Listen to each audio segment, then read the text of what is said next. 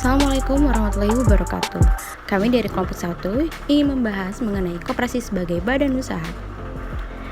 Badan usaha tersendiri merupakan kesatuan yuridis dan ekonomis atau kesatuan organisasi yang terdiri dari faktor-faktor produksi yang bertujuan mencari keuntungan. Badan usaha adalah rumah tangga ekonomi yang bertujuan mencari laba dengan faktor-faktor produksi. Badan usaha atau perusahaan adalah suatu organisasi yang mengkombinasikan dan mengorganisasikan sumber-sumber daya untuk tujuan produksi atau menghasilkan barang-barang dan jasa untuk dijual. Sebagai badan usaha, koperasi tetap tunduk terhadap kaidah-kaidah perusahaan dan prinsip-prinsip ekonomi yang berlaku dengan mengacu pada koperasi sistem yang bekerja pada suatu badan usaha. Maka, koperasi sebagai badan usaha juga berarti merupakan kombinasi dari manusia, aset-aset fisik dan non-fisik, formasi, dan teknologi. Tujuan umum dari perusahaan antara lain memaksimalkan keuntungan. Maksudnya, segala sesuatu kegiatan yang dilakukan untuk mencapai pemaksimuman keuntungan. Kemudian, memaksimalkan nilai perusahaan. Maksudnya, membuat kualitas perusahaan bernilai tinggi dan mencapai tingkat maksimal. Kemudian ada meminimumkan biaya. Maksudnya, segala sesuatu yang dilakukan agar hasil maksimal dan keuntungan besar dapat didapatkan dengan meminimalkan segala biaya agar mendapat suatu yang terbaik.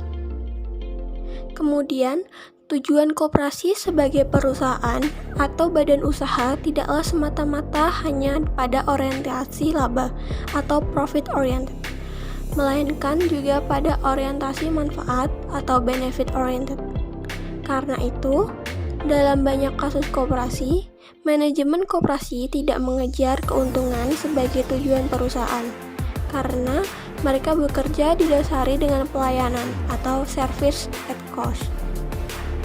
Untuk koperasi di Indonesia, tujuan badan usaha koperasi adalah memajukan kesejahteraan anggota pada khususnya dan masyarakat umum pada umumnya.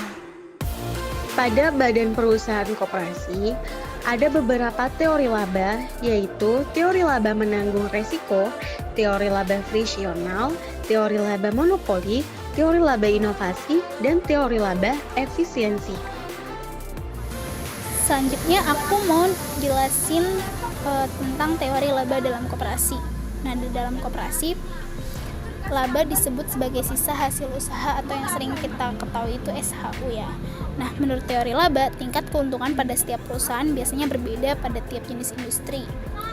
Dari teori-teori yang ada, teori yang cocok dan tepat diterapkan di koperasi adalah teori laba efisiensi manajerial. Nah, teori ini kan menekankan bahwa perusahaan yang dikelola secara efisien akan memperoleh laba di atas laba rata-rata normal. Nah, dari konsep ini, koperasi akan memperoleh laba dari hasil efisiensi manajerial karena orientasi perusahaannya lebih menekankan kepada pelayanan usaha yang dapat memberikan manfaat dan kepuasan bersama para anggotanya. Tujuan koperasi tertuang pada UU Nomor 25 Tahun 1992, yakni memajukan kesejahteraan anggota pada khususnya dan masyarakat pada umumnya, serta ikut membangun tatanan perekonomian nasional dalam rangka mewujudkan masyarakat yang maju, adil, dan makmur berdasarkan Pancasila dan UUD 1945. Tujuan koperasi ini juga dipengaruhi oleh bentuk koperasi tersebut. Koperasi kredit bertujuan untuk memberikan kredit bagi anggota-anggotanya dengan persyaratan yang relatif mudah. Koperasi konsumsi menyediakan jasa kepada anggota-anggotanya dengan menjual barang-barang kebutuhan dengan harga yang relatif rendah, dan koperasi produktif memberikan jasa kepada anggota-anggotanya dengan cara membeli komoditi yang dihasilkan oleh anggota lainnya. Anggota koperasi adalah orang-orang atau badan hukum koperasi yang mempunyai kepentingan ekonomi yang sama sebagai pemilik dan sekaligus pengguna jasa, berpartisipasi aktif untuk mengembangkan usaha koperasi dan syarat-syarat lain yang ditentukan dalam anggaran dasar koperasi serta terdaftar dalam buku daftar anggota.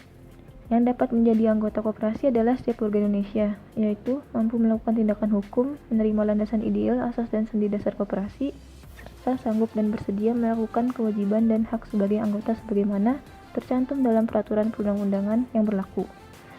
Status dan motif anggota koperasi adalah sebagai pemilik sekaligus sebagai pengguna.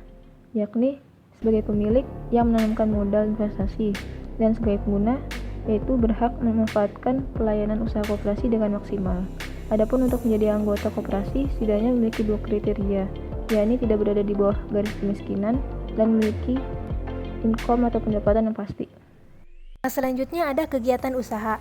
Kegiatan usaha koperasi didasarkan pada maksimisasi pelayanan atau pemenuhan kebutuhan ekonomi anggota. Kegiatan pelayanan ini diharapkan dapat menjadi sumber keuntungan bagi perusahaan koperasi.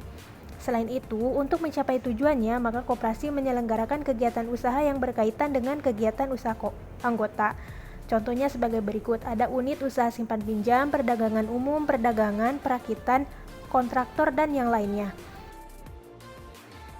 Sekarang mengenai SHU atau sisa hasil usaha. Jadi definisi dari sisa hasil usaha koperasi merupakan pendapatan koperasi yang diperoleh dalam 1 tahun buku dikurangi biaya, penyusutan, dan kewajiban lainnya termasuk pajak dalam tahun buku yang bersangkutan. Hal ini telah tertera di Undang-Undang Nomor 25 Tahun 1992. Bahwa sisa hasil usaha yang dihasilkan dalam setiap 1 tahun buku di samping dibagikan kepada anggota juga digunakan untuk keperluan lain yang besarnya diputuskan dalam rapat anggota. Nah, keperluan-keperluan lain yang dimaksud diantaranya ada dana cadangan, dana sosial, dana pendidikan, dana pembangunan daerah kerja, serta dana pengurus, pengawas, dan karyawan. Sekian penjelasan mengenai koperasi sebagai badan usaha. Terima kasih telah menyaksikan. Wassalamualaikum warahmatullahi wabarakatuh.